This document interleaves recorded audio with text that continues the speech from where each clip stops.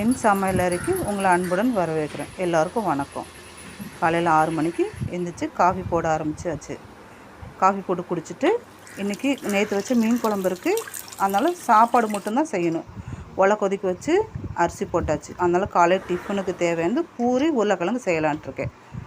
உருளைக்கிழங்கையும் பட்டாணியும் 6 whistle விட்டு எடுத்து வச்சாச்சு. ஒலையும் ஒரு பக்கம் கொதிச்சிட்ருக்கு. நம்ம தேவையான காயெல்லாம் கட் பண்ணிக்கலாம். 4 வெங்காயம், 2 கேப்சிகம், 3 தக்காளி எல்லாம் வெட்டி வச்சுட்டு ஒரு கடாயில் எண்ணெய், கடுகு, கருவேப்பிலை தழை எல்லாம் போட்டு வெங்காயம் போட்டு நல்லா வதக்கிட்டு வதக்கறதுக்கு உப்பு போட்டுக்குங்க. உப்பு போட்டு தக்காளி பழம் போட்டு நல்லா வதக்கிக்கிங்க.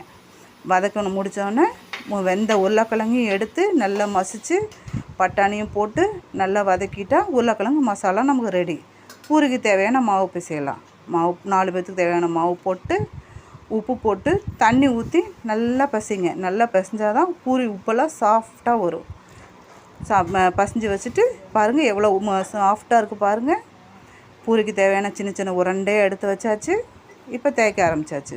தேய்ச்சிட்டு அதுக்குள்ளே கடாயில் எண்ணெய் ஊற்றி வச்சுருங்க. இதோ பூரி தேய்ச்சாச்சு. இதை பாருங்கள் எவ்வளோ அழகாக உப்பி வருது பாருங்கள். பூரி சூப்பராக வருது, நீங்களே பாருங்கள்.